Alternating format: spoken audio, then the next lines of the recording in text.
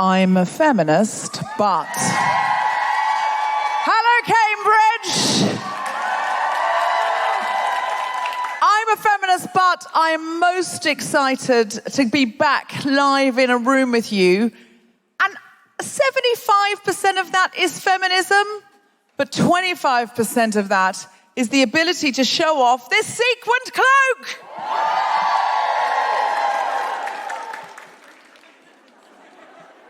If you're listening at home, I'm just leaning left and right so that they can see that it says guilty feminist by either side of the mic. But I'm just going to do a quick turn. Not all heroes wear capes, but lots of us do. I'm a feminist, but... Woo! I'm going to Botox my neck. Yeah? Are you really? Yeah, I'm going to Botox it. I said to a mate, I'm going to Botox my neck. She went, I don't think you can do that. I said, I think I'm going to try. She said, no, I think if you do that, you might not be able to swallow. I was like, I'm a lesbian. I don't need to swallow. I mean, I will need to eat, so that is a problem still. Thought that bit through. But what if a doctor won't do it because they don't do it there? Are you just going to get an at-home Botox kit? Well, you get a Botox kit, and this little scraggy little bit here, oh, that's going to be like that. Bing. I don't know that you can get an at-home Botox kit legally. Is this Cambridge? There are probably lots of doctors in. And can anyone hook you up with an illegal Botox kit? Any plastic surgeons in? Or you don't have to be a proper plastic surgeon, just one of those high street shops. It's either that or one of those bulldog clips at the back of the neck.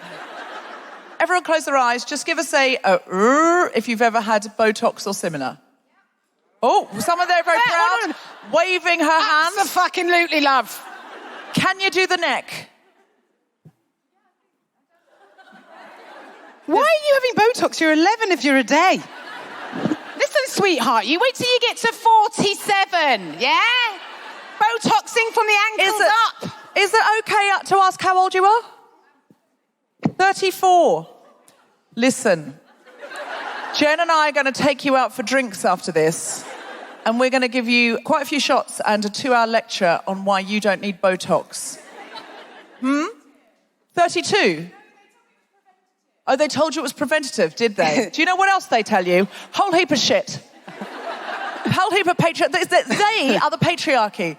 They told you it was preventative. They told you. Oh, my God. Jesus Christ. Oh. This never normally goes on this long. It's normally a one-liner situation. Listen, it was a throwaway gag. I'm not really Botoxing my fucking neck. I'm glad you've said that, or we'd get emails. Listen, we'll come back to you. Can I just ask your name? And you can use a false one if you want. Oh, no, I'm Amy. Okay. Oh, no, she's Jen. Oh, no, I'm Deborah. I'm a feminist, but...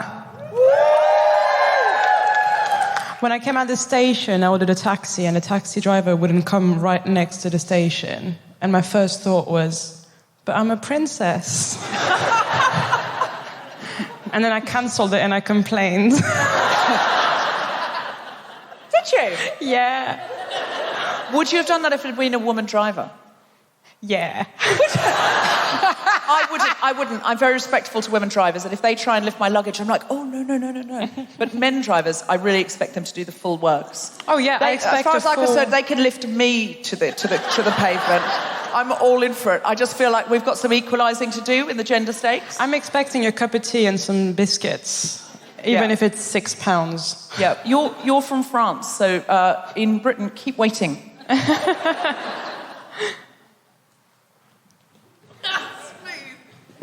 I'm a feminist, but... Jessica Fostekew, everybody. No. Today, they announced that they're giving Jim Davidson his own new panel show, anti-woke panel show. I'm a feminist, but if I was given the choice of having to be a captain on that for the entire series or being told I can never have a mini egg again, I'm afraid I am taking the job. I think you'd be on the snowflake side. I think you'd be the captain of the snowflakes. Yeah. And then Jimmy can't It'd basically be half an hour of other people talking and me crying. while scoffing mini eggs. Yeah. You'd need a lot more mini eggs to make up for the grief that would bring to your life. It's the time of year where I've sort of never not got a few on me. Listen, some of us have carry-on Botox kits. Some of us have a bag full of mini eggs. Yeah. It's never the same people. You pick a lane. I'm a feminist, but a few weeks ago, an LGBTQ youth organisation listed me as a role model, right? Some of the young people listed me as a role model, thank you. And I couldn't be happy about it because in doing so, they called me an elder of the community. Oh, no. And I, too, am 34. Oh, Amy, have you got your Botox kit on you? Oh, just if you're listening at home, we're not recommending Botox, and we would never, ever have it, or if we did, we wouldn't tell you, because that wouldn't be right. Because we know that we have some influence, and we would never tell you. So if I've ever had it, you will never know, and that's the best I can guarantee you. Are you ready to start the show? Woo! A huge round of applause for Jessica Fostekew, Grace Petrie, Jen Brister, and Celia Ab. Four incredible women you'll be seeing a lot more of tonight, Cambridge. That's the theme tune going there. There you go. Hello, Cambridge. It's lovely to be back out in real life, isn't it? I mean, I would have worn this on a Zoom, but it would have felt sad and lonely. Sitting there on a Zoom in sequins and pyjama bottoms, just, with a secret water bottle full of rum or something like that, just crying into my delivery pizza, thinking, when will I be allowed to touch people again and feel their beating hearts? We're not meant to touch, I don't think, but let's. Okay, let's. Oh, you're never washing the hand again. Have we learnt nothing from the pandemic? Have we learnt nothing? Two happy birthdays. No matter who you've touched. What's your name? Rachna. Thank you so much, Rachna. Thank you for coming out. Did you listen throughout the pandemic to the Good Feminist? Oh, Rachna, she's so wonderful. The rest of you can go. This is just now the evening of Deborah and Rachna. Tonight, you are about to be part of the recording of a podcast. And The Guilty Feminist is a podcast about our noble goals as 21st century feminists and our hypocrisies and insecurities which undermine them. Thank you. And some of you will be new here and thinking, why did she say undermine them? And regulars know, I don't know. It's morphed. Well, I said it once. Each time you say the same thing, you give it a bit more welly. There's no way, even in a regular sentence, I can't say undermine now without that. I don't know why, but that's where we're at. So I just want to find out from you, Cambridge. First of all, now I got told off last time I was at the Exchange, which was 2019, because we made it too gown and not enough town. I got a number of emails saying, not all of us ride bicycles between pubs and libraries. Some of us have jobs and lives. So just give us a cheer if you would consider yourself gown. Wow, just 3 people and me. I'd say this is gown on the basis I'm wearing what could be an academic gown if what I was studying was RuPaul's Drag Race. So just give us a cheer if you're gown. Town. Okay, town wins tonight. If you are looking for a chance to beat up gown, you just unite. Because normally it's more 50-50. It's interesting. Are students not in session? Your students normally love this show. Oh, we're coming to Cambridge in the vacation. Oh, that was probably an error. However, I'm so delighted that so many of you are here. Gowns who are still here, did you not know it was vacation? Just give us, if you're a gown and you're still here, what's happened? Sad grad students. Oh, sad grad. Sad grad, are you doing an M-chill or what are you doing? That's what I hear the young people call it. You have to study through, so there's no just punting and drinks in fabulous quads for you. Courts, you call them here, don't you? Courts. What are you studying? Earth sciences, good. We need more women in STEM. And also, does earth science mean that you're going to save the climate crisis? Sadly, no. Another sadly. I feel you need to get happy and more positive and say, yes, Deborah, I am going to be a big part in the solution for the climate crisis. Why are you saying no? You don't do climate, you do earthquakes. Seems like you've missed the zeitgeist there, if I'm honest. No, listen, earthquakes are a very big problem and they are part of, I think, the climate crisis, aren't they? Is that right? Are they part of the climate crisis? That's debatable. Well, if there's anywhere to have a debate between a woman in STEM, a graduate in STEM, and someone who knows absolutely nothing but has a fantastic sequined cloak, then it's Cambridge. I think. Everywhere we go in the country, it's different. And I often say in Dublin, for example, they know how to bring a rock concert to a podcast recording. That's true. Go to Vicar Street, it's a rock concert. But in Glasgow, it's more of a revolution. In Newcastle, a riot. In Manchester, a festival. You see what I mean? In Cambridge, what kind of vibe are you bringing? A soirée. Viva la soirée! Indeed. So at your soirée of feminism, at your feminist soirée, perhaps the only feminist soirée in the world, some of the suffragettes were posh, weren't they? They probably had soirees. Some people are nodding and going, there were loads of feminist soirees, Deborah. You're just not being invited to them. I'm obviously mixing with the wrong feminists. I might throw a soirée. This cloak would certainly fit in. At this feminist soirée, could I have a metric on where we're at? Maybe have a medium to low act of feminism just to start. Don't go in too high. I want more people. Yes, go on. My girlfriend is a plumber. There's a lot to unpack there. My girlfriend's a plumber. Okay, all right.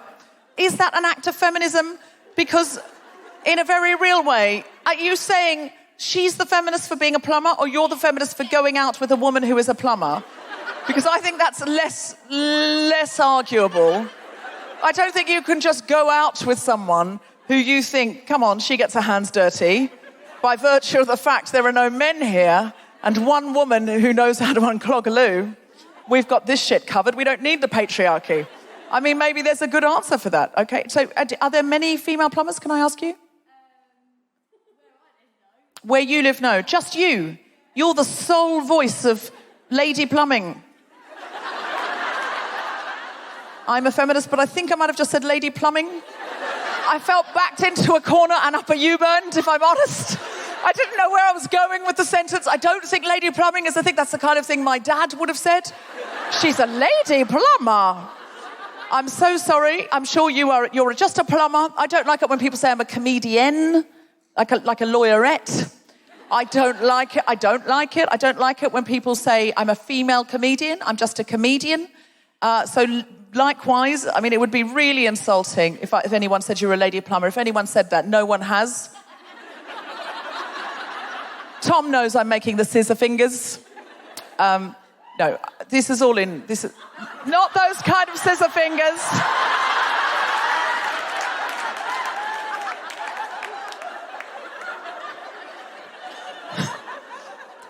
The cutting room floor fingers, as opposed to any other kind of fingers that one might associate with scissors/scissor ring. Any scissor sisters? Okay, all right. Let's have a kiki. Lock the doors. That was a very clever segue, and if you didn't get it, that's on you. Famous Scissor Sisters song, etc. It is Scissor Sisters, isn't it? Yeah, okay. Why did that get not a better response then? That's on you, Cambridge. You're meant to be of a very high level of sophistication. Yes, Plymouth is a hen night of a show. A hen night of a show. But it is exactly the kind of place where I would want someone to go, I'm married to a plumber. You're not married yet, I don't want to push the relationship. I'm just don't feel you need to propose now. You're not engaged, are you? What was that? Oh, okay. I thought we were about to have a proposal. What do you do? You're a teacher. What do you... Oh, people are cheering for teacher. It's true, more people should have cheered for teacher. If you have children and you went through the lockdown, you should be cheering the fuck out of the word teacher because you know what it was like. You know what it was like. What do you teach? Drama and dance. Oh. Yeah. But I would like to be married to a dance teacher because I've been learning to dance. That would be very convenient. Do it at home. I'm not trying to come into... But also, it would be very convenient to be with a plumber as well. I'm not sure... Maybe there's a threesome here that we could get going. This isn't... see you afterwards. Okay, well, that's a lovely offer. I'll keep it in mind. Okay, any other acts of feminism that are higher, that you... Or lower. God, this is like higher, lower, generation game or something. What's yours?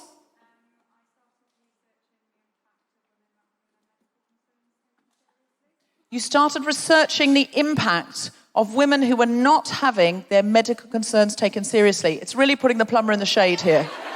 So is that... Yeah, absolutely. But what's going to happen when her loo gets blocked? That's all I'm asking. Great work, fantastic, very interesting. Have you got an insight for us? Is there anything you'd like to tell us very quickly?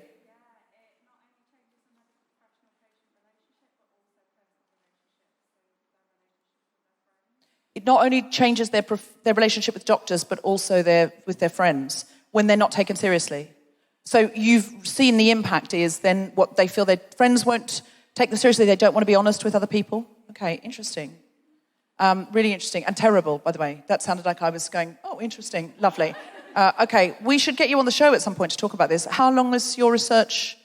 How far is master's level? Finished in August, and then you're going on to do a PhD? Hopefully, if you get funding. Well, we need funding for that, because that's a really important thing. So if you don't get funding, tell us, and we'll do a whip round. Great. Get in touch. guiltyfeminist@gmail.com. Who else? Smaller than that? That's okay. You see what happens when we set the bar too high? That was too good. That's too good. Other people are now putting their hands down. So we'll go lower. Yes? It's your daughter? Oh. Okay. She was too shy to say it. She's 16.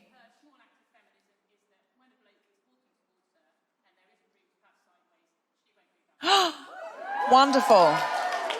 So if you didn't hear that at home, sorry, what's your name? Rachel. When Rachel's daughter came to see me, but she's not here tonight, and she was too shy to say it, so she wants her mum to say that when she's 16 years old, when she's walking down the road, if there's no room for two people to pass each other, if it's a man, she doesn't get out of the way. She waits for him to get out of the way. Excellent. That's what our team should be doing. Yeah, I don't know if you remember this. Years ago on the podcast, I tried this experiment. And this huge man, and I found myself ducking because I was like, oh my God, they're going to hit me. And then I thought, what's the worst that can happen? I can get knocked to the ground. I bet I can take it.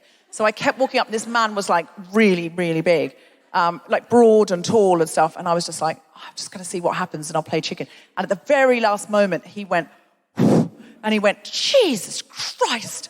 And he was so angry because his experience was everyone gets out of his way and it's his normal. So he thought I was rude. His wife laughed loudly.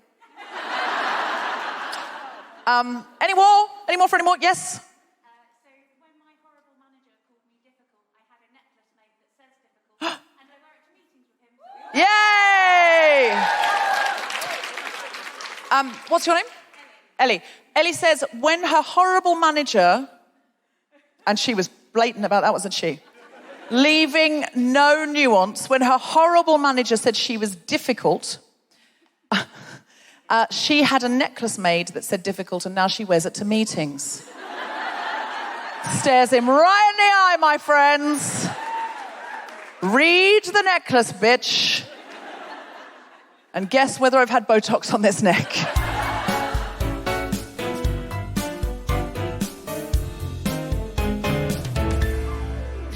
Hi, Guilty Feminists. This is Deborah Frances White speaking. I have to tell you something very exciting. I'm doing a screening of a brand new film and then a deep dive conversation with Emma Thompson herself co-hosting The Guilty Feminist. It's 7:30 p.m. on the 13th of May. The film is incredible. It's about a woman in her 60s exploring her sexuality for the first time. The film stars Emma Thompson and Daryl McCormack. It's basically a two-hander, and he will be there too. It's absolutely incredible. Do not miss it. Get tickets now. They are only a £5. 13th of May, 7:30 p.m. We are coming all over the UK and to Australia and New Zealand. If you would like to be in the audience for one of our big live shows in which we are also recording this podcast, then book right now. On the 29th of May and the 26th of June, Jessica Regan is doing her big speeches workshop, which allows you to step into your power when you speak and present.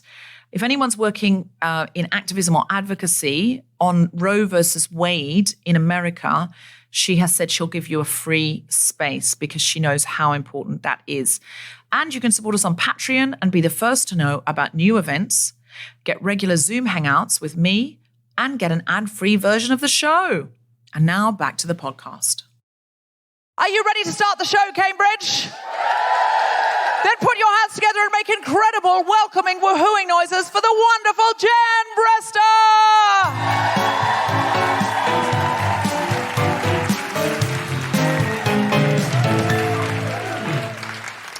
Oh, hi. What a bloody treat it is to be out, isn't it? Isn't it? Listen, I'm looking around and I'm seeing some masks. That is absolutely incredible. I've been doing loads of gigs all over the place, up and down the country, not a single fucker with a mask, because everyone's just like, what's COVID? It's over, innit? Spit in my mouth. Nana's got to die at some point. Come on.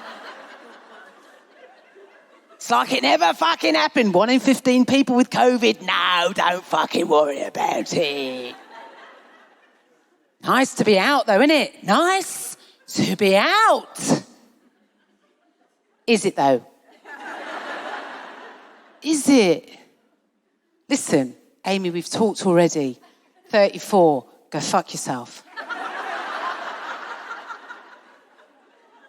47, listen, it's not old. I know that. Still got it. Got something. Probably COVID, actually.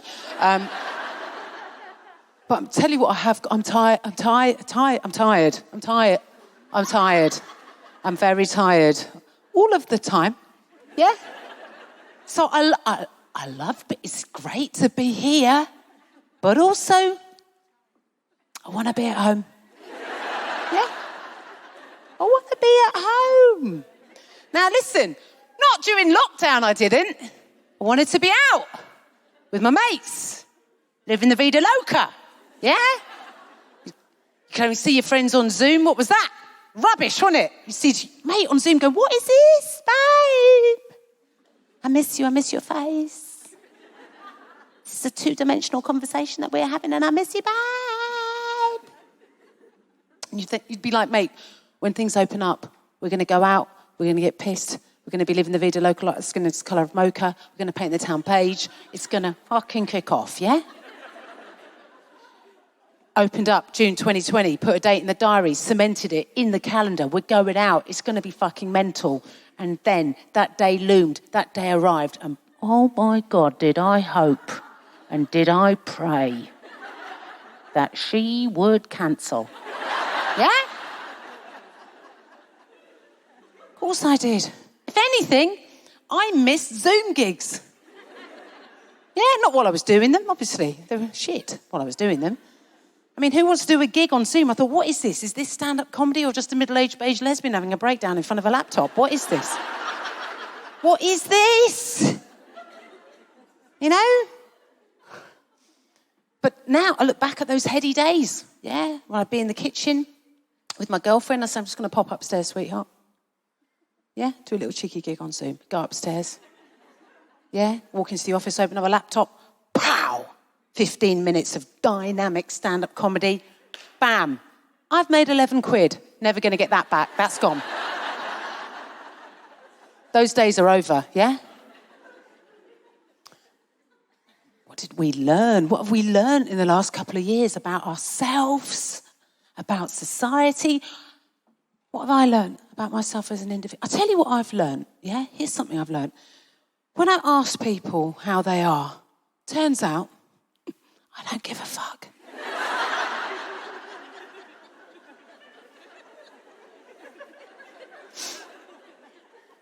Now listen,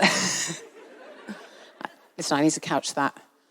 Basically, what I mean is, when I was in lockdown, yeah, it was shit, yeah? I didn't want to hear from you if you were having a good time. I didn't want to hear... I live in Brighton. Everyone's really upbeat. Come on! Let's just bloody well get on with it. Let's be motivated. Let's make the best of things. Let's just... Listen, we can grow as people.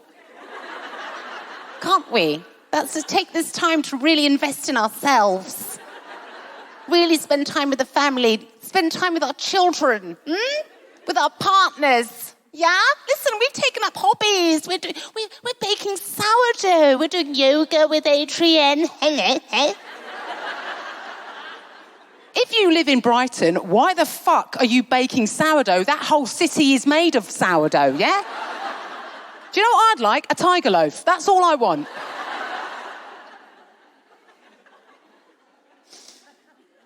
I don't want to hear from you if you're having a good time. I don't want to hear from celebrities ever. Yeah? I don't want to hear from Gwyneth Paltrow. Yeah. Now, I don't know what it is about Gwyn. In fact, I fucking do. It's that hammock that costs $65,000. If you have a hammock that costs there should be shame attached to owning a hammock. This is my hammock. Go fuck yourself, Gwyn. Something about Gwyneth, her hammock. I just can't stop following her on all of her socials. Do you know what I mean? I'm on there. I'm on Instagram, I'm on fucking TikTok. I'm just following everything she fucking does. Is there anyone that you hate follow on social media? Is there anyone that you look at their stuff and you go, oh, you fucking bellend? It's me and Gwyn, okay? Now listen, I'm not proud of that. I'm a feminist, but Gwyneth Paltrow gets on my fucking tits and I can't stop talking about it. March 2020, she got on the old social media on Instagram, yeah? Just as lockdown happened, she said something like this. This is a time for nesting. This is a time for reading. This is a time to learn a new language. This is a time to pick up a musical instrument. I thought, are you on glue, Gwyn? I don't know what your setup is at home, but I can tell you what mine is. I'm trapped in the house with my twin 5-year-old boys who I'm having to homeschool. And what I've learned from homeschooling my children is this. I have all the authority of Matt Hancock in a SAGE meeting. They do not respect me. They do not respect me, yeah? Right, so you'll forgive me if I don't have time to pick up a bit of cheeky Mandarin or learn the pianoforte. So why don't you take your vagina candle and shove it up your gluten-free chuff, love?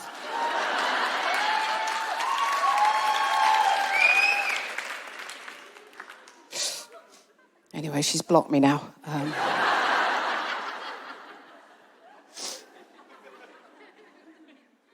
I spent so much time on Goop, Instagram thinks it knows me.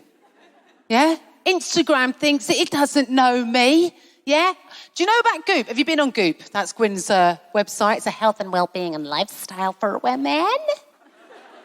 It's everything on a website that a woman does not need. Spent so much time on Goop. Instagram's like, babe, I know you. I know what you need. What you want is a little bit of a deodorant for your vagina. Yeah? Yeah, a little bit of a deodorant. Yeah, a little bit of a deodorant for the old vajayjay. Yeah? Aerosol, what the fuck? I mean, not even a roll-on, I could lean into that, do you know what I mean? That I could get. Aerosol. What the? Instagram, you do not know me, yeah? And I'm going to tell you something. I think I can say for a fact that there is not a single woman in the world, yeah, that needs to deodorise her vagina. There's not a woman in the world that needs to do that. And let me tell you, if, as a woman, you're at home, maybe in your bedroom, and you find yourself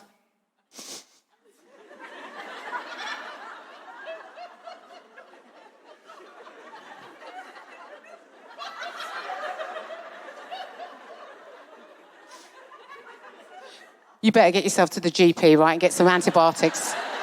Because there's not a can of Febreze that's going to help that out, okay? Go to your GP, all right?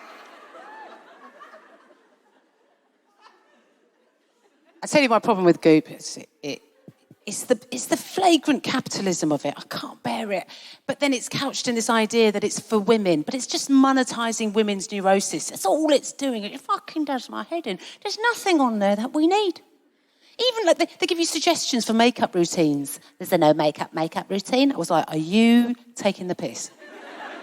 A no makeup routine? Listen, I'm a 47-year-old lesbian. I've been practising that for free my entire life, okay? A no makeup routine. Even the shit on there that you think, oh, I could make use of that. Yoga mat. Now, there's probably a lot of people in the room here tonight. You've got a yoga mat, yeah? Maybe it's under the stairs. It's collecting dust, right? But you've got a yoga mat. You picked it up at Sports Direct or Decathlon or something. Probably cost you a tenner. You can get yourself one on Goop. Anything between £45 and £65. Yeah? Get yourself on Goop. Get yourself a little yoga mat for 50 quid. Yeah? Do you want to do? I'm like, why the fuck does it cost that much money? When you can get one for a tenner. What is it that you'll give? What is it that I want extra? Do you know what I mean? If I'm spending 50 quid on a fucking yoga mat, love, I want extra. I want something. I tell you what I want. When I'm doing downward dog, I want a little tickle on my clit. Yeah, you with me?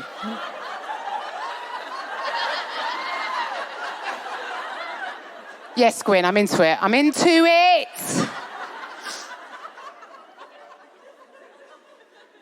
She had a makeup routine up there a couple of months. It was called the post-orgasm glow. That really fucked me off. That made me viscerally angry. The post-orgasm glow. So what is that? What is that? Is that something as women we're aspiring to? Is the post-orgasm glow as a look? You know, when you're getting ready on a Saturday night, yeah, maybe you catch yourself in the mirror and you think, yeah, that does look good, but something's missing. Because I do not look like I have recently been fucked. Better get on the old post-orgasm glow. Just a means to sell you products you don't need, yeah? If you wanted to achieve that post-orgasm glow on Goop, you've got to buy all these different makeup products. There's a whole list. If you were to buy all of them on that list, it would have cost you £800. £800 to achieve a post-orgasm glow. Yeah? Do you know what I thought to myself? I could do that. Yeah? Couldn't I? I could spend £800 to achieve that post-orgasm glow, couldn't I? I mean, fuck it, I could do it, couldn't I? I could spend £800. Fuck it! Yeah? I could spend £800 to achieve that post-orgasm glow. Or I could have a wank. And I did. And do you know what? I look brilliant. I mean, so I think Gwyn's onto something.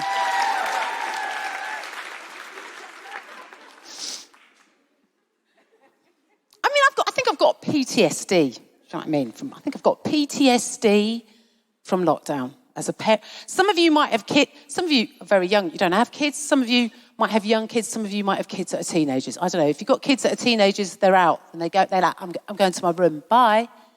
Bye. And you might not see them for a few hours. Bless. My 2, 5, they're like that. There. just there for 2 fucking years, right? Just there. Listen, fucking hell. We just wanted a bit of time to ourselves. You know, that's all we wanted. So we panicked, we chucked money at it, and we bought them some walkie-talkies. We thought that'll distract them. Because that's what you do when you're not a very good parent. You throw money at things, yeah? We bought them these walkie-talkies. We were like, great, they can get distracted. We can take them out, yeah? Because all the playgrounds were shut. We can take them out to some patch of grass and they can just fucking, yeah? Bye-bye. But there were 5 at the time. I don't know if you've ever tried to show a 5-year-old how to use the walkie-talkie. Save your breath. This is utterly painful. It's one of the most painful experiences of your life. Yeah? Didn't take a couple of hours. It took 3 weeks. Right, darling, what you do is you press it when you want to speak, and then you let go when you don't want to. No, you just listen to me. You press it. No, you have to press. Well, yeah, I know you're speaking. Press it, but you have to. But when you're talking into it, what you do is you press. Well, he can hear you because he's standing next to you. Do you understand what I'm doing?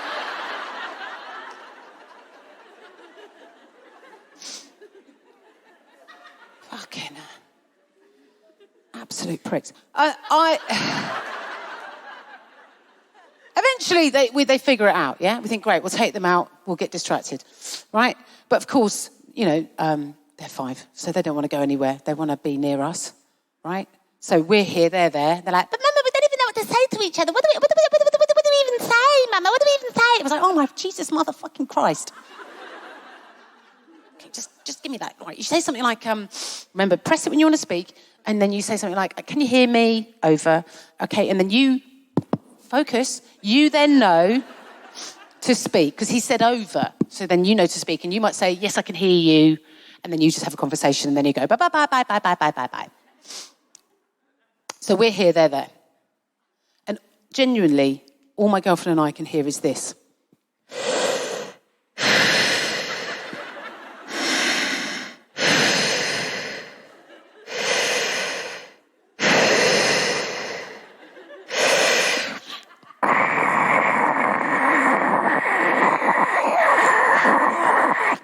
Can you hear me? Over.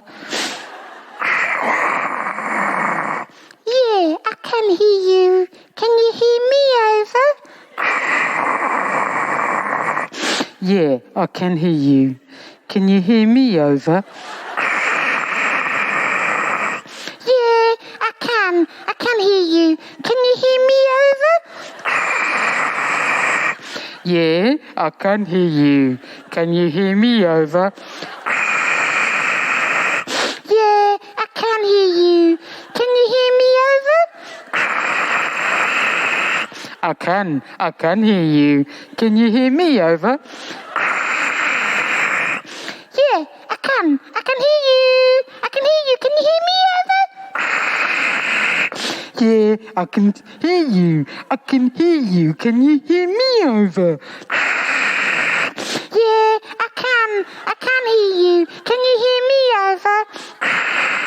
I can hear you. Can you hear me? Over. I can hear you. Can you hear me? Over. I can hear you. Can you shut up? Shut up! Stop asking if you can hear each other. You can hear each other because he's talking and you're talking and you can fucking hear each other. Give me that. Over.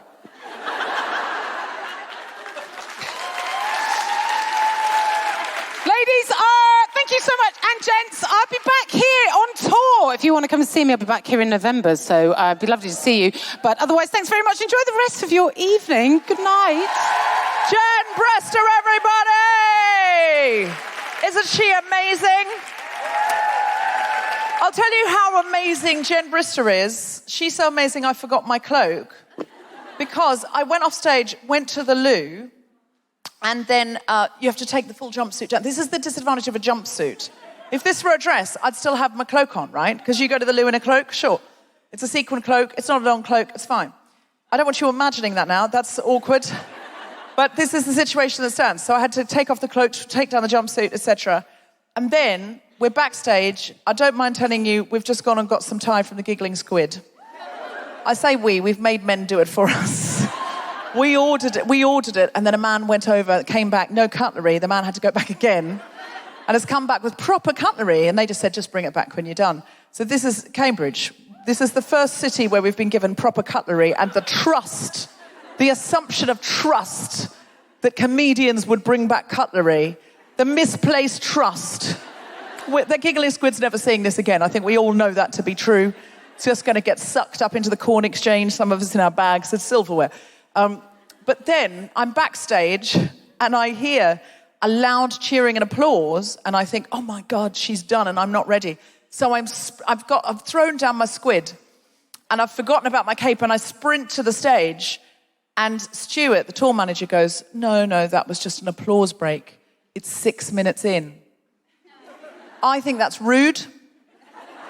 I said to the other comedians, I don't want any applause breaks. I don't want any cheering and applause in the middle of your set. It panics me. They said, no problem, it's not going to come up. But I am sure it will. I'm sure it will for our next comic. She's absolutely incredible. She's an emerging comic. Just before I bring her on, what was your act of feminism? You found your 13-year-old son. Well done! He was looking at manga porn. Oh. Celia, it'll be a while till you're on. Sorry. I got you excited. I just thought I'd have a little nubbin to then sort of link to you. What, he was looking at manga porn? So I had quite a long chat with him about how problematic porn is and how, you know, it increases sexual assault on girls because porn's not real and things like that. So I kind of got... Was it the wrong kind of violent... That porn's not real. So you chatted to your son about porn not being real. I think the manga element gives it away in a way. But this is probably a longer conversation to unpack because it's complex in 21st century intersectional feminism about pornography. It's not funny. And I am so admiring that you had a chat to your son and you talked to him. It was awful. It was the worst conversation of your life. Listen, just give her a big cheer for having the worst conversation of her life and actually addressing it. And keep that applause going for this comedian you're going to see her at the Edinburgh Festival. She's just won the Total Best Newcomer Award. We're so lucky to have her, and she is the wonderful Celia Ab. Thank you.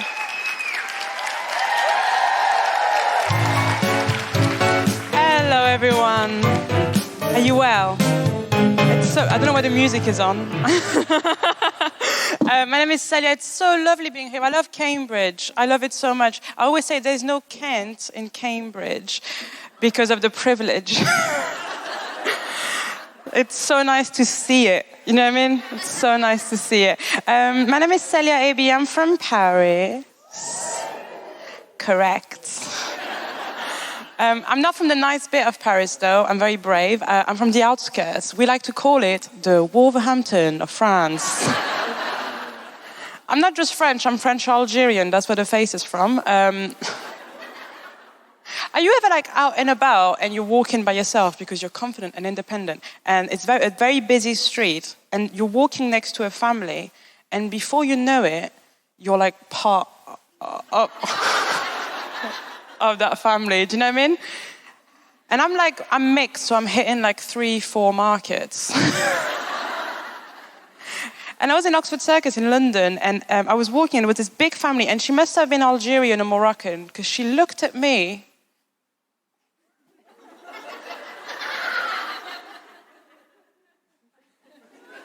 as if to say, that's one of mine, isn't it? And she chanced it. She went, do you want to go to Zara? And I went, yeah. She got me new trousers. I'm going through a breakup, sad bit, and it's fine. We broke up over the fact that, it's very friendly, but we broke up over the fact that we realized that we disagreed on everything. And then we did agree to break up. So for a bit, like, what a pickle.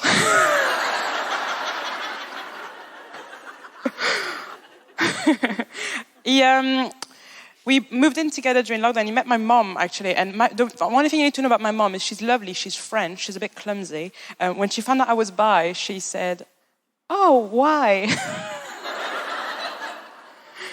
But I believe it's my role to educate her. She grew up in a small Muslim country. It's outside Slough. It's very difficult for her. That's where Algeria is.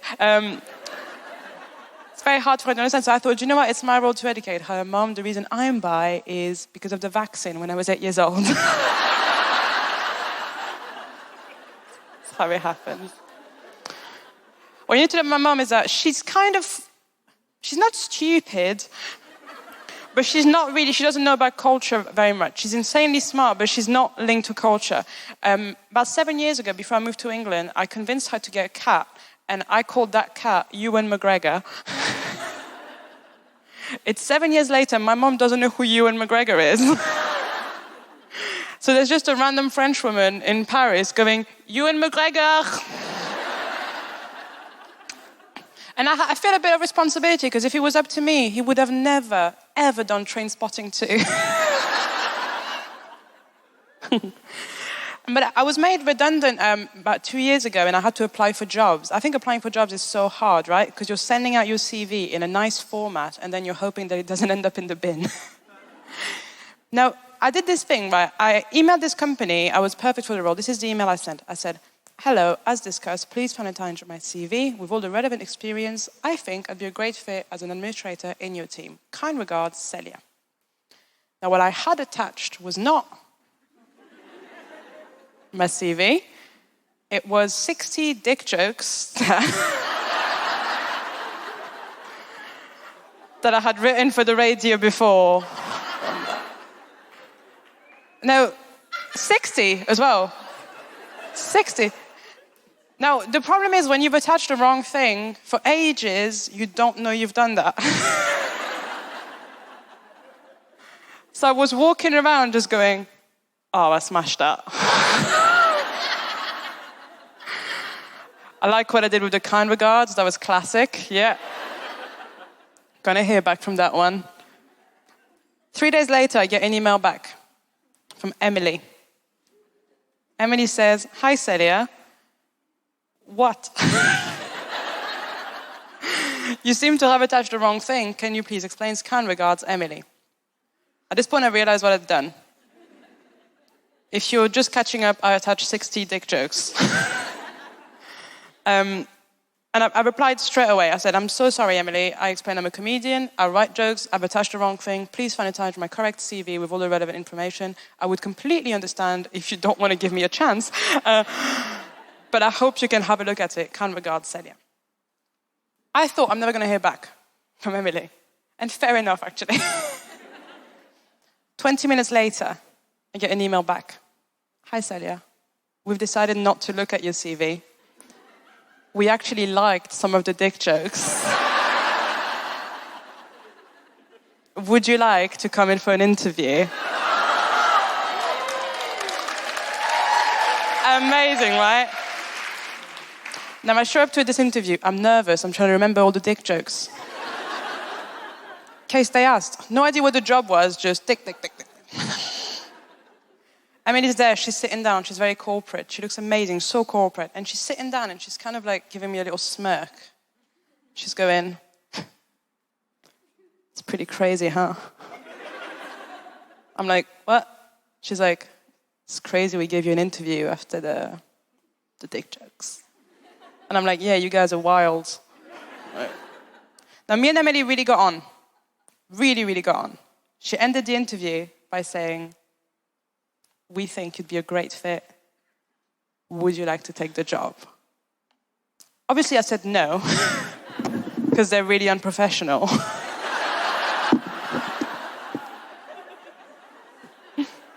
You've been so adequate, honestly.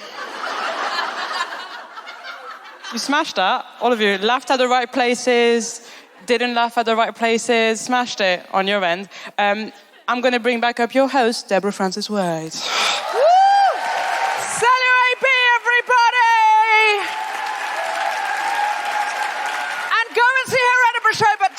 listen to her. You are the finest audience of your generation. And please demonstrate that now with cheering, clapping, smashing the patriarchy loudly to bring on one of your very guilty feminist favourites. She's all over the telly. She is the mistress, the imagination behind Hench, and now on tour in autumn, Wench. It's the incredible Jessica Fostekew!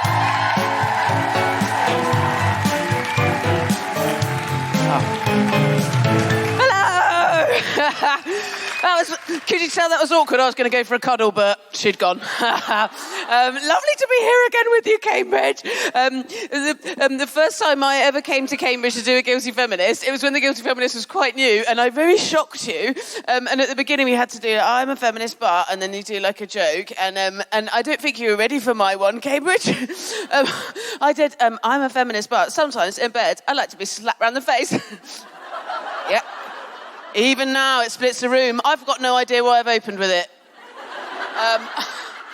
I am a feminist, but they just handed me this, and I genuinely thought, surprisingly heavy, actually. I prefer one with a lead. I could just sort of pop in a... Great. Excited to be out again, isn't it? Next to each other, huffing and snuggling. I'd really miss cuddles, did you? I don't think it's controversial to say, I've had enough of COVID now. Not for any of the sort of like, I don't know. I think you got to do whatever the rules are you got to do, etc. But my issue with it is, I don't think that human beings were designed to be a bit scared for 2 years. And I'm just going to say it, I think it's made us weird. I think it's made us strange. I sort of lost all my small talk. I found myself going straight to big talk. All my social skills went to shit. I saw some people I hadn't seen for a couple of years at a gig, and I walked in. They did very well. They were lovely. They sort of went, "Oh, hi, how you doing? Oh my God, I love your earrings." Like, not, nice. And I went, "Wow, do you want to see these 2 ulcers?" I don't think you're meant to do that, are you? I don't think we'll even really can see the extent of how weird it will have all made us yet, because it's all still too fresh, too raw, isn't it? I think we've got to wait, give it sort of 20, 25 years. This will be my favourite bit, where we'll go to parties with all the adults who were the babies that never went out. Well, they're going to be fun, aren't they? Hello, Dave. Like, hi. You all right, Dave? Yeah. Has anyone seen my mum?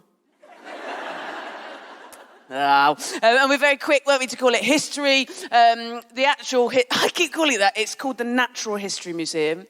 I like to call it the Actual History Museum. I don't know if you know this, talk about jump the gun. About a year and a half into the pandemic, they already began collecting and displaying COVID-related knickknacks. Did you know that? Vaccine vials, bits of PPE, even official lectern signage. That's all in the Natural History Museum now, with like the penny farthings and the DVDs. Get ahead of yourself. What I love about that is it's a reminder, isn't it, that all big history, like pandemics, gets made romantic, doesn't it? It all gets made cute and nostalgic. That's what we love to do with big history. And I feel very sorry for, say, people over the age of 80, 85, because they've got to witness the fact that so many of us have got a mug or a tea towel that says, keep calm and carry on. Not just as a matter of taste, but for them, they're probably thinking, guys, it was actually a war. Glad you got your souvenir. Well, it's worse for us, isn't it? When we're really old, there is going to be some prick with driftwood above his breakfast bar that says hands, face, space. They're even talking about building a whole new museum just about COVID. No, thank you. I don't want to go. Can't be fucked to go. No fucking thanks. Unless they make it as good as the Jorvik Viking Centre. Give us a cheer if you've been. If you haven't lived.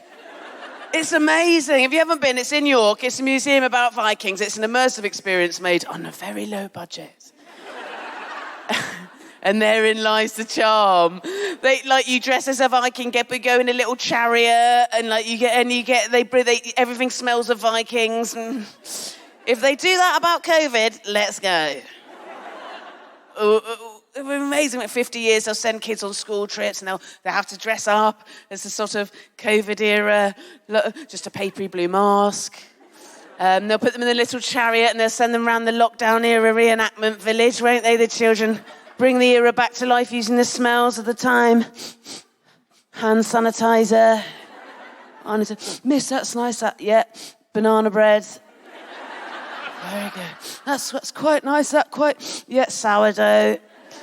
And they'll have waxwork reenactments of the COVID-era homes, won't they, for the children to learn about the sort of different family dynamics that we had and the fashions and how the children will be able to see all the different types of leggings that we had.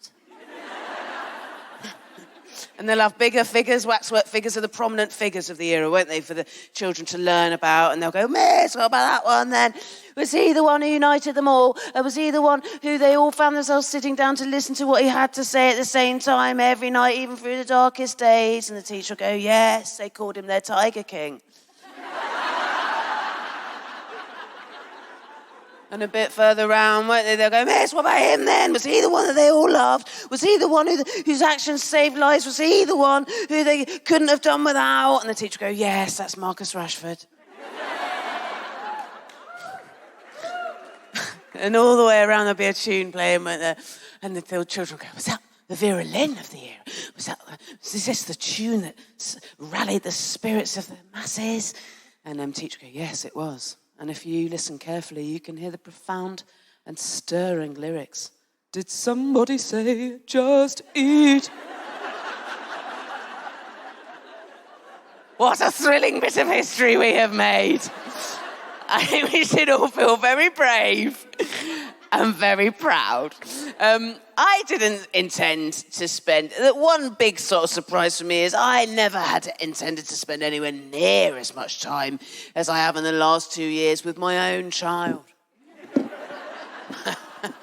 I've got one. He keeps getting older. I don't know if you're familiar with my stand-up, but as a toddler, I really wrang him dry for material. It was easy to. He was a sexist thug. He was a one-man stag do. He was hard work. And now he's 6. Terrible news for my comedy, but great news for my life. He's becoming increasingly lovely and reasonable. But still big-headed, thank God. Made another overconfident middle-class white man. He's incredibly sure that he's right about everything, and he doesn't do none problematic behaviour anymore. He came home from school recently and went, Mummy, I've been talking about my willy at school. Please, can you not? Please don't do that. That's my parenting there. Can you feel the authority coming off me? Oh, can you please fucking stop that? Please don't. He went, oh, I talk about it in front of my teacher. I go, please, can you not then? He went, she doesn't mind. She doesn't mind as long as we use the science words. I said, what, penis? And he went, yeah, penis, vagina, and tentacles.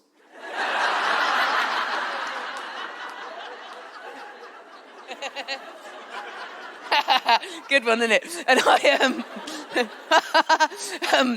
I'm not with his dad anymore, but we've got this arrangement not to correct any of these malaprops anymore because I hate the speed at which he's growing up. And sort of all I've got left really are these words that he says wrong, his malaprops. I'm not giving him new things to say wrong, but I am trying to hold back from correcting any of them. And you might think that sounds cruel, but imagine how fun it would be. If you met a man in his 20s who called them his tentacles. I think that's when we'll know feminism's work is done. Isn't it? How joyful, and everyone's in on it, whole family are in on it, Siri and Alexa, they're in on it. Because he says the musician's wrong, but they just play it right. He'll go, hey, Siri, play me the music of Justin Bieber. She plays Bieber. He gets suspicious. He'll be like, Mummy, I can read now, but I can't see an M in it, so you sure it is pronounced Minger? Yeah. All right. As long as you're not telling me porcupines. We had an awkward one recently, right? So I I like to wang on and on and on about having minimal to none shame around eating, right? It's one of my favourite things to go on and on about, like a whole podcast about it, right? I really love eating, not just food, eating. So I'm trying really hard to bring up my son with a good relationship to eating, right? A shame-free relationship to eating and his body. But it's tricky when they're 6, isn't it? Because some of the shit they ask for. We were at home, right? And as a classic geriatric millennial move, I was having an alcohol-free beer. And he went, can I try that? And I thought, what's the harm? What's the harm?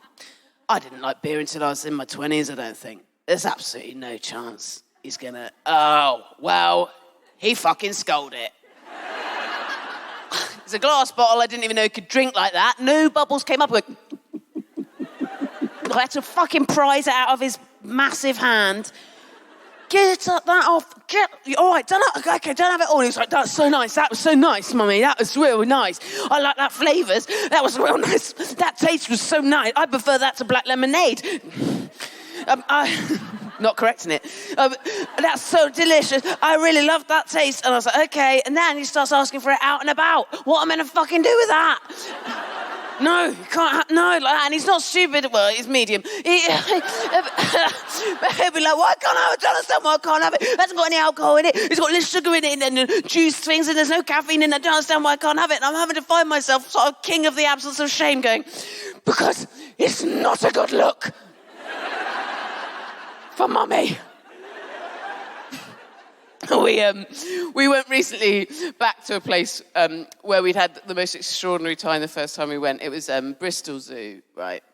Yeah, lovely. I don't know if you're just from Bristol or a big fan of zoos, but yeah, it's just a great zoo. It's a lovely zoo, isn't it? Have you been? Yeah. It's got a couple of lions. That's like the big, like, woohoo, isn't it? I was going to say a mummy and a daddy lion, but it's a bit heteronormative, isn't it? It's guilty feminist. It's a male and a female lion. I assume they're fucking. They're there, right? And so we went recently. It was amazing. And this time we got roared at. Have you heard a lion roar up close? Ooh, it's not sexy. But the first time we went, right, I had a memorable time. My son was somewhere between 1.5 and 2.5. Now, I don't know, gives a cheer if you've got kids. Okay, so you'll know what happens is as soon as it's born, you'll go, there it is, and someone will go, oh my God, brand new, that is a lovely age. And then whatever age it is, 1 month, 3 months, 6 months, people go, oh my God, that's such a lovely age. 39 years, oh my God, that's such a nice age. People will say, whatever your age of your child is, okay, that's such a lovely age. And it never is. Not that it isn't, but all the ages are shit and good at simultaneously, right? There's no one lovely age. Also, no, kids aren't, they're not all the same, for fuck's sake. Anyway, it's a silly thing to say. But objective truth, facts, if that's what you're after, between 1.5 and 2.5 years old is the worst. That's the worst age. Because what you've got there is a person who is as fast, as powerful and as strong as an adult, but who is still very much as thick as a baby. And that is the hardest to keep alive or to pretend to enjoy the company of. That's the age my son was when we went to Bristol Zoo the first time. And there's these 2 lions, right? And the female lion is asleep, right? And the man lion is huge, is circling his rightfully massive enclosure and stopping only once on each lap, right? And the once that he's stopping is to stand, there's glass there obviously, but inches away from my infant son's face, licking his great big sexy man lion lips. He is enormous, right? And he is just there. And my son is so small and therefore so silly that he's like, ah, ha, ha, ha, ha. Even though my heart is going, do, do, do, do, do, do, do. This thing is a beast. Its eyeball is bigger than his stupid little head. And then he does another lap and it stops at him again. I was like, do, do, do, do. What the fuck? Does my baby smell of steak? Like, oh. And by the 3rd one, I was like, what is wrong with those other delicious children? I was terrified. I thought I wet myself a bit. Like, I was like, God, this is... I'm not sure if I'm having fun. Like, I know this glass up. I'm going to fucking move on, actually. Like, don't... Anyway, I thought, how funny that, like, that was that... Like, that close to him and he didn't even really notice. Anyway, I thought I had underestimated him. Because an hour later, we're in the car, and he went, "Mummy." He's sat in the back, obviously, in his special seat. He went, "Mummy." Then he just started doing sentences as well. "Mummy, that lion spoke to me." Yeah, wow. And I was like, whoa. You know, even he, at that tiny young age, has acknowledged that there was something a bit fucking amazing about being allowed to be that close to a massive, majestic predator, yet still be safe, to be chosen by an animal that should be wild. Like, to be that close to something that dangerous, perhaps they'd had some kind of connection. Maybe he's just had his first memory. Even he, this basic bitch, can tell that there was something extraordinary about that moment. There's a moment, a pinpoint has gone in the map of the journey of his life. Something incredible has happened. This is a bit... And I said to him, "What did the lion say to you?" And he said, "Hello, I a lion."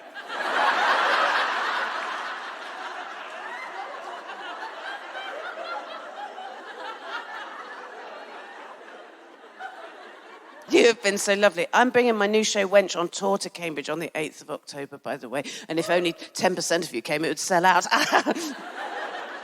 Thank you. Jessica Fostekew, everybody!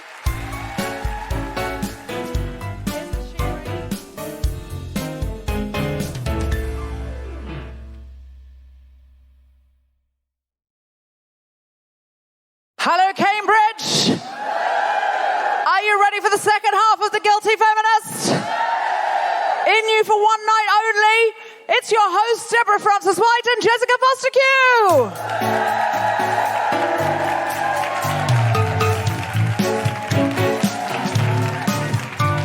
Hello, hello, hello, hello.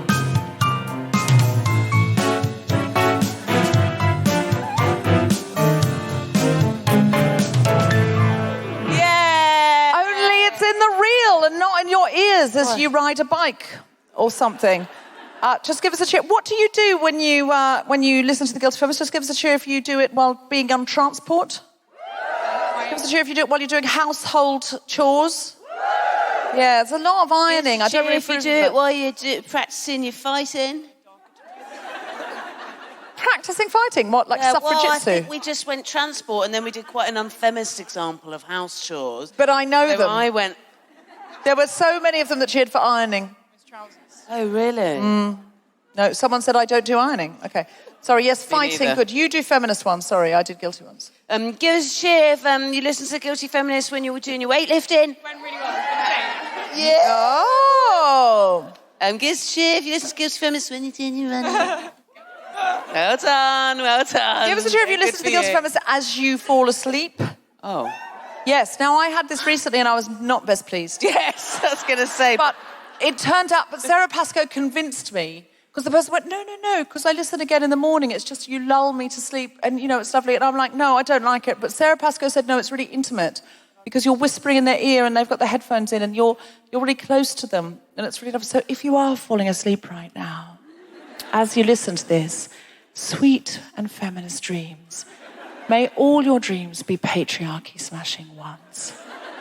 And in the morning, you're going to awake, fresh, courageous, and ready for the battle. And Jessica Fosteskew's fallen asleep right here on the stage. I should do hypnosis tapes. Oh, my God, I'm very good. Turns out I'm very Lovely. Now, speaking of hypnosis tapes and other similar, you know, apps and things like that, technology. Our guests today are here to talk to us about technology. Feminist and otherwise. Yeah. Do you use technology for anything feminist? Oh, that's a really good question. I must do. Not as convincing as it could be. What's your guilty tech first, and then we'll do your feminist tech. God, Not that kind of technology. I'm already really upset. Although the Satisfy Pro is that that is a technology. That's a technology. I say, what about? So I use several calendars. Yeah. I'm gonna reveal myself as being very technologically ancient, but I use loads of calendars, and I think that's kind of, on the one hand, that's feminist because I need to do that because I'm so busy. And on the other hand, maybe that's bad feminism because I'm too busy and all the lists are full, and it's a chaos life. And there's not enough rest. Oh, you should be doing more self-care. Yeah. The responsibility now to do self-care in itself defeats the purpose. Oh, it's exhausting. Oh, if anyone else tells me, you need to do more self-care, and I'm like, all right, I'm not doing enough self-care. And then I do some self-care just to unwind from the fact that I feel bad about how little self-care I do. I know. I miss the days when self-care was something celebrities did and normal people just used as a euphemism for a wank. So that leads us on to our very sophisticated Academic guests. I think I do use some things that make me more feminist. I am very bad at... I have been diagnosed with ADHD, and I'm very, very bad at things like internet banking. It really winds me up. They talk about executive function a lot, which is like the ability to do things where you have to put numbers into boxes and then it all fails and then you have to do it again and then you have to start up again and then your computer crashes. I have almost no... Like, I'm just... And... So I often, and this is a real I'm a feminist, but I I often ask my husband to pay things like that for me. I say, no, what's wrong with that? If I want to outsource that, that's very feminist. That's very feminist. I get a man to do that for me so I can be doing the business of feminism. Yeah. I feel good about that. So I'll say to Tom, I need you to pay this invoice, and not in that voice like I'm Don Draper and he's my secretary. Although that could be kind of hot. If you're listening to this, Tom Slinsky, and you are because you edit it, consider that as a role play. I'm Don, you're Joan. This could work. Anyway, this is not about that. And with PayPal, I can just there's various women who just typical Daisy who makes these cloaks. Yeah. My therapist. Great. Two women teach me dancing. And I just really like... I laugh because you went, 2 women teach me dancing? That's the International Scissor Sisters sign. Yeah. And so I just like to be able to kind of do it myself. But also, if someone I know is in need, and if a woman I know is in need, I don't need to go, could I get your bank details and blah, blah, blah. I can just send them something almost without their permission that I just know, and then it just pops up. Not that I'm not unconsented. So you're using money. PayPal to force money upon women. That is feminist. There are worse things to do in the world. Yeah. So that's made me more feminist. Yeah. And there are other technologies like Instagram that make me significantly less feminist. So let's bring our guests on, because I want to hear from them. Our first guest today is a Christina Gore Research Associate in Gender and Technology at the University of Cambridge Centre for Gender Studies and the Leverhulme Centre for the Future of Intelligence. Doesn't that sound clever? Yeah. Imagine if that was your job. I know. It sounds it's got a touch. I sort of, when I think of things like that, I was thinking of the L'Oreal laboratory, and that's not right. So they go somewhere in white coats, sniffing each other's hair. I imagine that's what saying happens at the you're L'Oreal worth laboratory. it. Yeah. Yeah, she's born with it. That's the Maybelline. That's different company. That's the Maybelline Institute. Please welcome Dr. Eleanor Drage.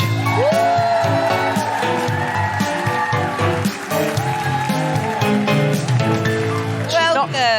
There you are. I was waiting for you to come out, and I thought she's not coming. No, she's here. She's not coming. She's so clever. She's come around, and I haven't seen her. Thought that was the polite thing. No.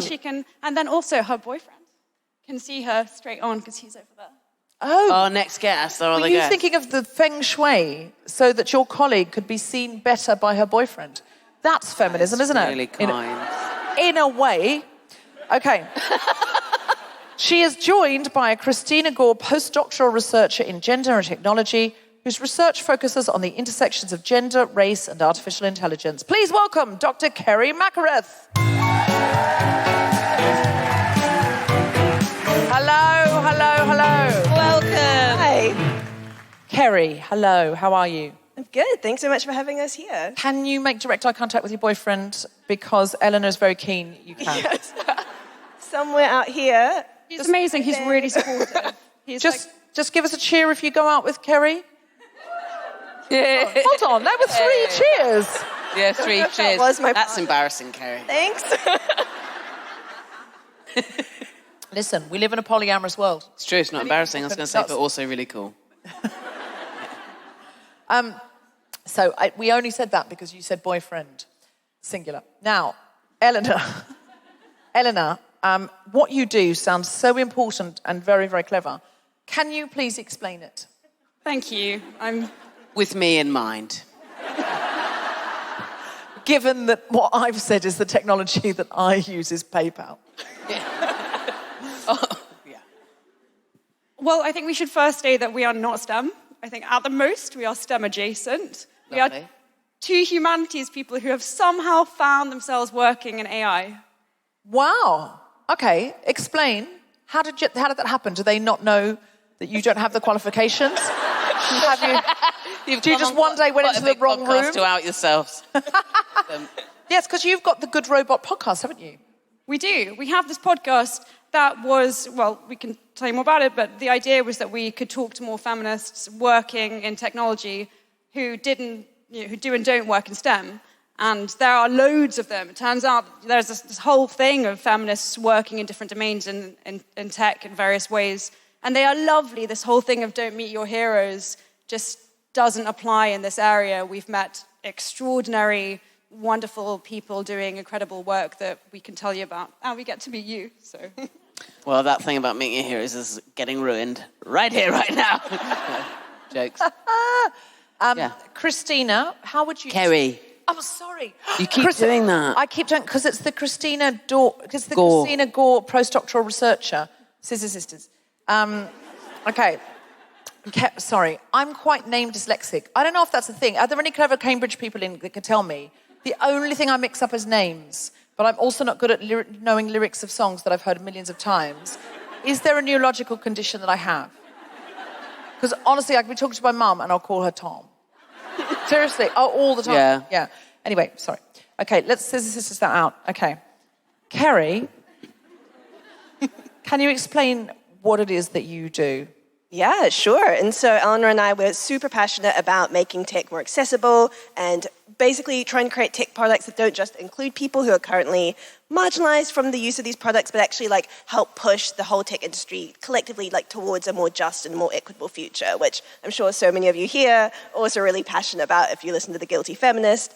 Yes, and so one way that we do that is we work with tech companies and we think about how can we include more feminist ideas and more feminist knowledge in tech production practices, and it also involves things like the Good Robot podcast, where we get people to kind of share the amazing work they're doing, because I think for us, a lot of feminist work is encouraging people to think differently about the world, to try and reimagine what the world could be like. And so heaps of the people we have on, from science fiction writers to people who are trying to get this amazing range of global stories about AI stretching back across all sorts of different traditions, they're really pushing forward that feminist project of imagining a different world. Who are some of your favourite guests, and how have they opened your eyes? Oh my gosh, that's a fantastic question. I mean, I think just the breadth of the guests has been amazing. We had this 17-year-old now youth activist called Sneha who founded and runs an organization called Encode Justice in the US, and that organization was partially responsible for overturning this bill that California was trying to pass that would have allowed the use of a biased and really, really bad criminal justice in quote marks, software that was racially biased and it was ageist in how it operated. And that was just the power of a whole lot of super passionate intersectional feminist youths who really were so empowered and passionate about trying to get a more algorithmically fair and just society. And that just makes, I think, Eleanor and I so hopeful, because I can't imagine doing that when I was 16 or 17. That's amazing, yeah. How was the technology racially biased and ageist? And algorithmically fair. If you're listening at home, Jessica's writing that down. Because I think it would be useful to talk about obviously, for you guys who's such clever clogses about it, I think that's the official term, I need to know how ways in which technology is algorithmically unfair, were it not for brilliant 17-year-old activists changing. And I understand in that instance then, so this bill was going to mean that people could scan people's criminal profiles and they'd do it with horrible racial and age bias. So this particular algorithm is called Compass, and there's an article on ProPublica about this, kind of breaking down the algorithm. This is a recidivism algorithm, so it's predicting how likely people were to reoffend, and it was biased against black defendants, and so it was not predicting that white criminals would reoffend. And so this is like a very specific example of like a wider problem, which is that these technologies, they come and they're based on data sets from our really racially unjust, our sexist, our homophobic societies. And so naturally those exact same trends are replicated in the technologies. So something that Eleanor and I and a lot of other people are trying to work against is this idea that, that technologies are inherently neutral. And, there's an amazing scholar called Ruha Benjamin who argues that, these technologies act with like a veneer of objectivity. So they give sometimes an idea that, this is more neutral than human decision-making when these products come from us, and so they have so many of the same problems. Robots can be racist too. Yeah, who knew? And is it because if a robot is programmed by a person who lives in a white supremacist world, then the robot can only operate on those white supremacist principles? Is that the idea? Well, I think what we're trying to say a bit more about is that systems are all built in a particular time and place, right? So any bit of technology was built by a team in a particular country at a particular point in time, and that affects who is going to be able to use it in a particular way. So why nowadays tech companies really think that all products are scalable kind of forever, and that's what makes tech valuable. But actually, we need to question whether a particular product is going to work as effectively in different places and different times and on all people. And technology carries with it culture, carries with it language, ideas, ideologies. And that means that if a technology is being made in Silicon Valley and deployed anywhere else in the world, it's going to carry with it a set of ideas. So that has been called colonialist in many ways. Because it repeats this logic of transferring ideas from the West outwards, from this kind of center-periphery model. Yeah. Amazing. I mean, that's not amazing, but it's amazingly beautifully put, is what I meant. Yes. Scissor Sisters. You know that Scissor Sisters is going to be the thing that he keeps in now, because he finds it funny. Yeah. So all of our mistakes are going to be in tonight. How can technology be influenced by feminism? Are there any examples that you can think of where the feminisms come first and then the technology has come second? Well, I'll start off by saying what we do and then give examples of people who do it better. So that's very feminist. I mean, it is how women have been trained. Let me tell you what I do and then let me recommend somebody else do it. Yeah. So we work with a big tech company the size of Facebook, and we come in with feminist ideas, kind of Trojan horse feminist ideas into the organization, which feels a bit naughty, but actually works really well. Because, and this is apparently necessary, because ethical frameworks, so everyone has an ethics framework in AI, it's a big thing. AI ethics is massive at the moment, and that means that everyone from PwC to Rolls-Royce has an ethics framework, and they're a bit vague. Feminism is really specific about the harms that are going on. Feminists have written always about particular problems and attempting to combat those particular problems. So what we try and do is come in with feminist ideas and say, right, how can you be more specific about how this particular technology might be harmful for particular groups of customers down the line? And we get to come with all our feminist ideas, and that's really exciting. Can you give us an example of some feminist ideas? Yes, absolutely. Because if you're saying these are feminist ideas, that's not an excellent Trojan horse. No, we don't. That's just a horse. Well, an example then as well. You're just on it. You're riding on the horses. The Probably feminist. naked. You're Lady Godiva. You're the feminist. You're a feminist on the horse. The horse itself is a feminist. Yeah. There's nothing Trojan about that. Some examples, please, of the feminists' thoughts, but also of them, and then how they get specifically applied. Yes, absolutely. So, also from our podcast, because feminist philosophers are alive, we got to talk to a lot of these people. Well, there's lots of dead feminist philosophers, but there's lots of... They're just so hard to get on podcasts. I know. Yeah. You try and book them. You know, you try and book them. They're not interested. Deborah's forcing money upon them. If they've still got a PayPal PayPaling money. Deborah's made them posthumous. Mary Wollstonecraft's got so much in her PayPal account now. She refuses to come back. Amazing feminist philosopher. Sorry, go on. Okay, so the idea that I talked about before with the systems being situated in particular place and times, that comes from a feminist biologist, because you can be both a feminist and a biologist, called Donna Haraway. She's amazing. There you go. Some fans of the house. That's Cambridge for you. Loving that. And she had this idea of situated knowledges, and it comes from other places as well, but what she wanted to say to science was that science, capital S, is not objective. It's not a view from above looking down at the earth and saying, right, this is what the world is like. All knowledge comes from a particular place, and a particular moment in time, and the way that you think about the world, and even the apparatus that you use to look at the world, the microscope or whatever, actually affects how we see the world and what we see.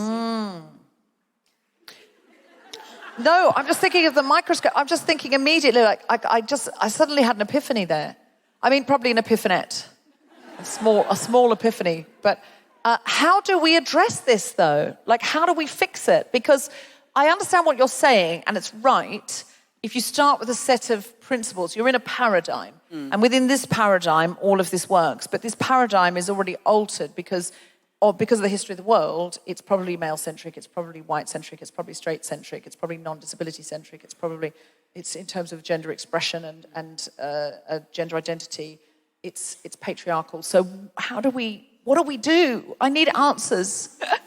Yeah, no, I mean, this is the key question, I think. And I think, there's so much amazing work in this space, and I feel like a range of approaches are needed. Like, I think firstly, bringing a lot more people to the table who have a much more diverse range of experiences and being able to honor people's lived experiences, honor how people move through the world and how we all do that really differently. And that, tech industry and particularly AI, the field we work in, is notoriously homogenous. And this is a well-established problem. And it's something that, really sadly is actually getting worse. So there's actually less women in the UK computing industry now than there was in the early 2000s. So, what? And also Why? that's radically changed since like the 1960s when computing was considered a woman's field because it was considered to be more like secretarial work. And if that's something we want to dig into more, amazing historian called Matt Hicks writes about this.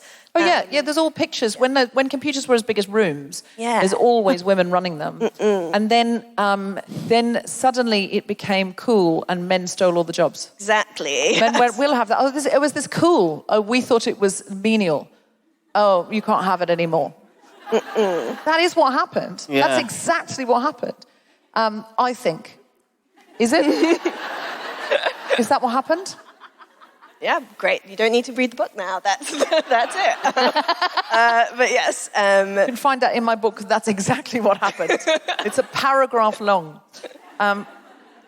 So how do we shift it? Like, what are some shake it up ideas? How do we pick up the snow globe and give it a good shake? Ooh, I mean, I'm sure Eleanor will have lots of ideas too. I think one is also like rethinking like what it means to like invent a technology. And this is something we think about a lot, which is this idea of like the genius. So like, I think, the way that we talk about lots of technology, but particularly AI, is that you have to be like a super, super ridiculously smart person. And that it's just like one guy in a lab somehow like produces this amazing invention. So I think like Iron Man in the Marvel Cinematic Universe is like the peak example of like one dude somehow like manages to build this entire cosmos of technology. And we think that's a huge problem from a feminist perspective because like technologies are always made by heaps of different people across a huge production pipeline. And I think like making sure that, this is a collective process, but also that we acknowledge that, it's not about being a genius, it's being able to make something that is fit for a particular purpose at a particular time. So recognizing the context, recognizing like what a technology should be able to do, but also what a technology shouldn't be able to do. And in doing so, break down this stereotype of like the genius who makes a technology that can do all and be all, because that stereotype's really harmful and it's really masculinist. And there's a lot of evidence that it's yet another thing that keeps women out of computing, this stereotype of the genius, which is heavily masculinized. Eleanor, do you have thoughts on that? Yeah. I mean, on the thing of, what technology can't do, technology cannot, for example, read your gender from your face. And it's something that I mean, there's no legislation against doing this. You can effectively be a software engineer and come up with any kind of, model to recognize any kind of feature. But one of the things that we try and emphasize in our work is that AI doesn't so much recognize or identify a face, like biometrics and stuff. When you go through security and you're like, identified, you're not really identified. It's a commentary or an annotation on a person. So there's loads of attempts to create software that can actually, say, oh, you're gay or you're straight. I mean, that's nonsense. Yeah. But the fact that every time we develop AI or new technology, we go back to pseudoscience, we go back to an era where we think that was possible is really shameful. Oh, great. Yeah. So we say no to that. And then we also say, what can be done? Where is tech actually doing something useful? And we've talked to some amazing people, like Priya Goswami, who has an app called Mumkin that facilitates difficult conversations about FGC. So if people want to talk about it with their parents, these are incredibly difficult conversations, and it's an app that guides you through that process slowly. And one of the things that Priya said was that as she's a self-identified South Asian feminist, and at every stage of the app development process, she injects feminist principles, which means privacy is an absolute must at all stages, particularly if you're talking about FGC. And she calls users of technology participants because we don't just use it. Yeah. We really participate in the creation of the app, all the data that goes back in, the way, that's super important. So it's a kind of rethinking of how different people are involved in tech processes. Equally, we work with lots of disability activists who are amazing and reminding us, in the amnesia that we have, that disabled communities have been creating technologies for centuries. They've been super important in creating their own things or having, manipulating a technology to work better for them. Yeah. And so it's not good enough to design technology on behalf of a community. That is not good enough. You have to include that community in the development. Exactly. And in fact, center them and allow them to create the architecture. Tell us about nationalism. Oh, yes, shall I? Yeah. So part of my research focuses on specifically thinking through anti-Asian racism and AI. And so I'm multiracial, I'm Asian. This has not been a great 2 years for us over the last 2 years. And so, part of my work has been trying to grapple with, what does it mean to live in this place and do this research at a time when there's so much violence against our community and when we're kind of scared for our safety or having to figure out how to navigate the world in this time of kind of COVID-19 and the rising kind of anti-Asian racism. And so one way that I did that was to funnel that into my work and to see how one of the kind of points of conflicts between the US and China is around artificial intelligence and this kind of new so-called AI arms race and this idea that, whoever's going to lead world politics is going to be the leader in AI policy. And so something I think we have to do is really tread a very, very fine line between being able to make, fundamental critiques of Chinese state violence and of Han nationalism which is facilitating and driving the genocide of Uyghur Muslims and other ethnic minorities in China, but also critique the kind of wolfish politics of the US and the way that so many of these really important critiques of China's state violence gets kind of swept back into a US kind of conservative policy of trying to promote its own world interests and to try and convey China as this so-called, yellow peril. So this is what I work on, is thinking about how does the US's policy around tech shape the lives of Asian diasporic people, so Asian American people in particular, because, unfortunately a lot of their rhetoric then does tend to land at home and tends to affect people there. Yeah. And so is your research in trying to identify it, trying to create policy to alter it, or to affect the actual technology itself? So my ideal would be, I'm hoping going forward, the project would be around policy and around rhetoric. And so saying, for example, what are the kinds of phrasings, what are the kinds of rhetorical framings that are really unhelpful? And so I come from a sort of history and politics background. So a lot of what I do is I look at kind of these longer histories of anti-Asian racism, of how kind of US authors and British authors have like talked about China and sort of like the Orient broadly constructed, and say like, okay, when are we replicating these old stereotypes and these old racist dialogues and rhetorics from the past when we're talking about technology, and then how can we change that? How can we avoid that? Right. You're doing such incredible work. Yeah, this is great work. It's really interesting. I'd like to take some feel like I've questions read a from. book. I'd like to take some questions from the audience actually, because I think you guys are going to have some great questions. I only have one question before we do that, which is, why does my Alexa never know what I'm saying? Like literally never. She loves my husband. She'll answer him anything. Mine will understand my 6-year-old, but not my Scottish partner. Oh, wow. But I feel like she just doesn't know anything. And it's just, she always just goes, I don't know that one. I don't know. It's also always sarcastic at this point. Do you say please to her? Because I do. I do, yeah. Well, Yeah. in the pandemic, I got a lot nicer to her because it was just me and Tom and Alexa for a lot of it. And I just thought she was the big part of my social circle. My ex-mother-in-law sent me her equivalent of a link, which is a full newspaper article cut out and posted from the Telegraph, that said that we're bringing up a generation of children to be really rude because we don't talk to our in-house tech nicely We enough. don't say please. And I was like, well, I'm not getting rid of the tech, so I'm just going to say please and thank you every time. But actually, it's a nice thing to get into. I do, but I always do automatically. It's definitely born out of a slight fear that They then might maybe take she'll over. be less sharing with my secrets. I mean, might they take know over. everything. That Yeah. genuinely frightens me. It's recording everything I say. So if those ever got released, you know, if those ever got released, is something happening at the back? No, I just Is got there distracted, Debs. Don't follow my eye line. Okay. Let's get some questions from the audience. Yes. Oh, there's yes, a there hand was up. one.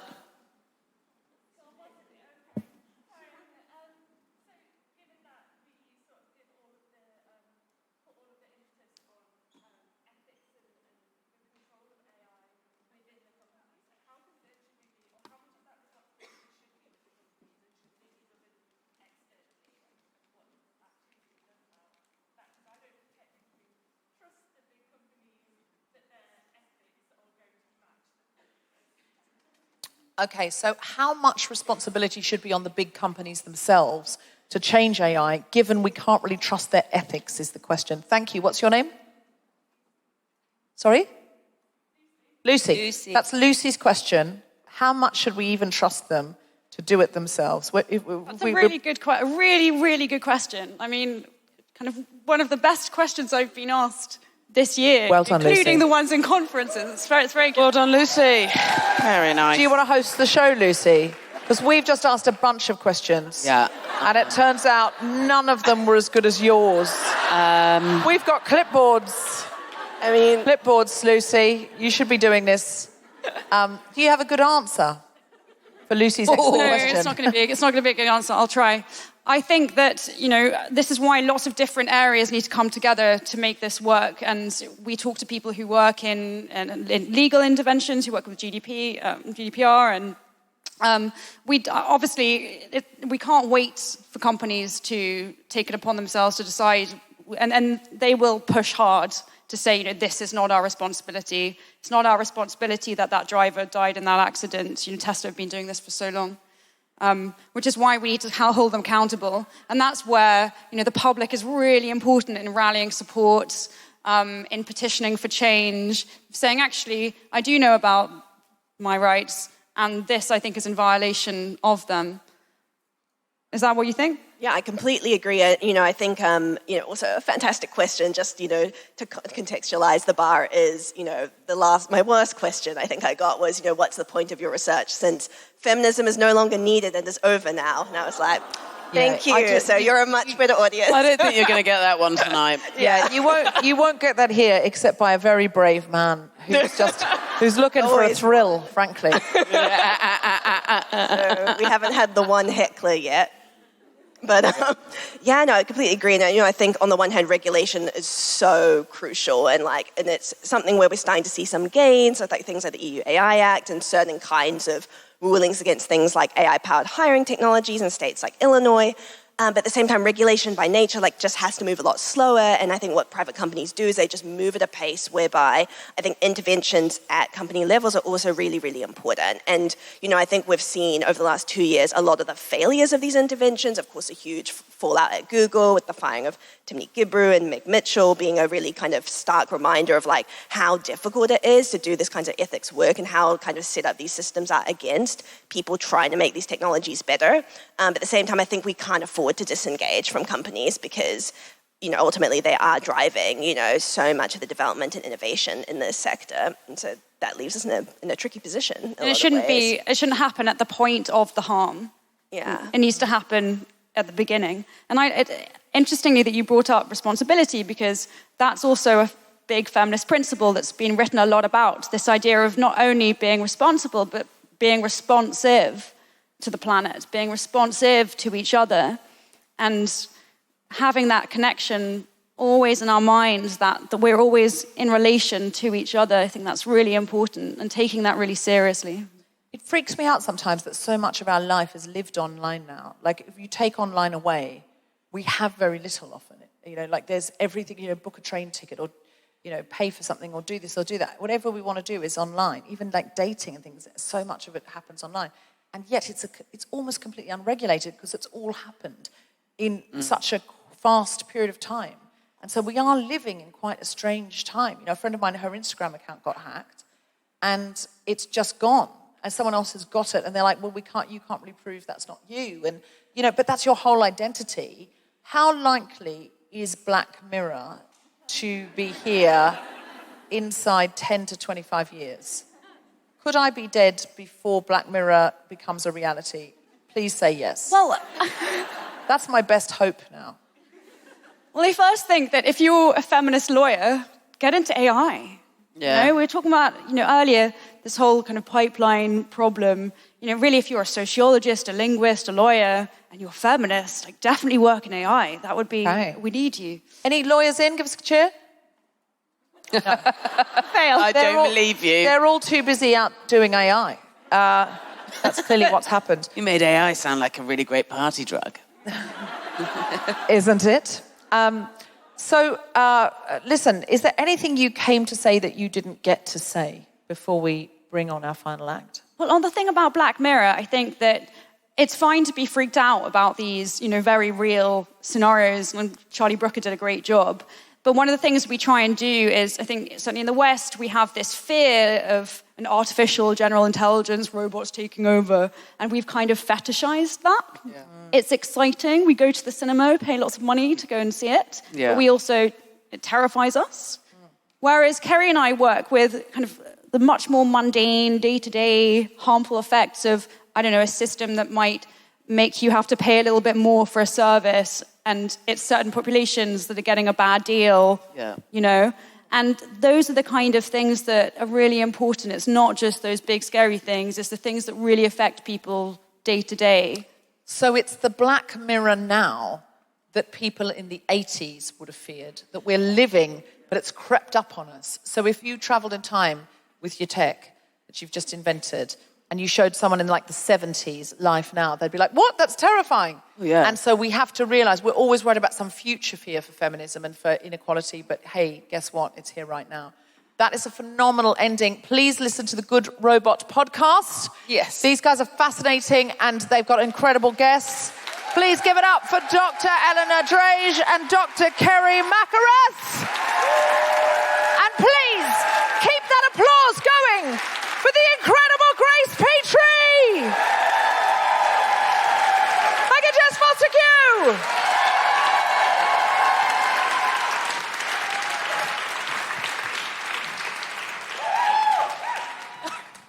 Thank you. Gosh, blimey. So, I have the honour of being an auntie. Thank you to two incredible, wonderful future feminist warriors. And one of them is, so my first niece, her name is Ivy, and I was at Glastonbury when I got a phone call saying that my sister had gone into labour, which wasn't wholly unexpected. And so I drove home and I wrote this song about my niece, and my niece is called Ivy, and this song is also called Ivy, and it goes this.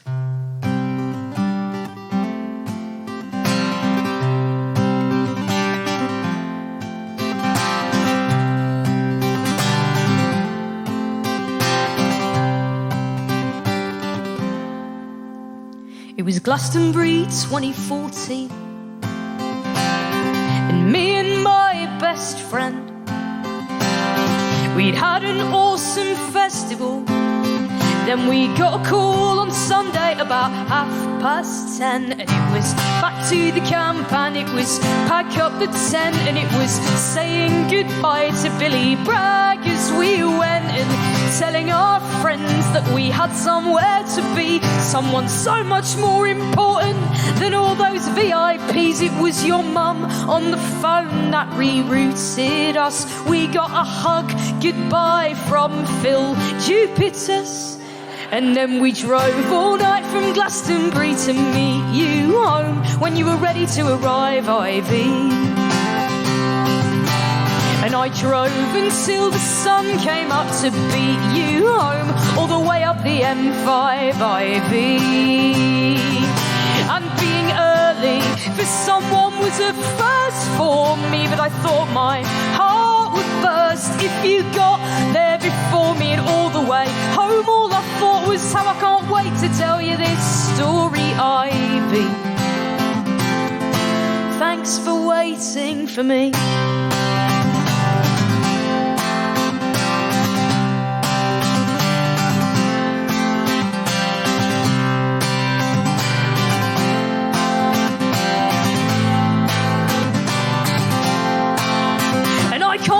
To know the person you'll become, and I can't wait to hear what music that you like, and I can't wait to know the future as you'll make it, and I wonder if I'll still be behind a mic. 'Cause Ivy, maybe one day when you're my age, well, maybe I'll be singing from that pyramid stage that once I drove all night from Glastonbury to meet you home when you were ready to arrive, Ivy. How I drove until the sun came up to beat you home, all the way up the M5, Ivy. And being early for someone was a first for me, but I thought my heart would burst if you got there before me. And all the way home, all I thought was how I can't wait to tell you this story, Ivy. Thanks for waiting for me. Thanks for waiting for me to arrive. And let me just say thanks for not bringing Labour on until Sunday night and halfway through Kasabian, because who the fuck cares about Kasabian? And thanks for not coming during Dolly Parton.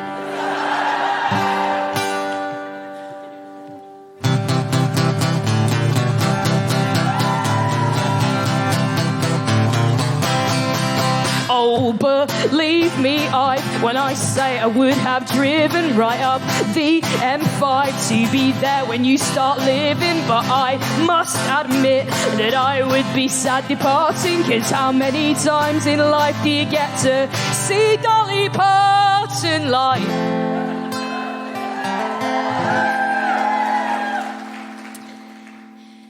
Not that many. But I drove all night from Glastonbury to meet you home when you were ready to arrive, Ivy. And I drove until the sun came up to beat you home, all the way up the M5, Ivy. And being early for someone was a first for me, but I thought my heart would burst if you got there before me. And all the way home, all I thought was how I can't wait to tell you this story, Ivy. And no, I can't wait to tell you this story, Ivy. Yeah, and one day I'll tell you this story, Ivy. Thanks for waiting for me.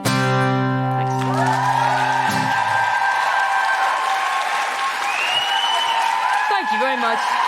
You have been listening to The Guilty Feminist with me, Deborah Frances-White, guest co-host Jessica Fostekew, and our very special guests, Dr. Eleanor Drage and Dr. Kerry Mackereth, with stand-up from Jen Brister and Celia Ab, and music from Grace Petrie. The recording engineer was Grundy Lazimbra. The Guilty Feminist theme tune was composed by Mark Hodge. The producer was Tom Slinsky for The Spontaneity Shop. Thanks to Stuart, Rachel, Gina, Bjorn, Jodie, and everyone at the Corn Exchange, as well as all of you for listening.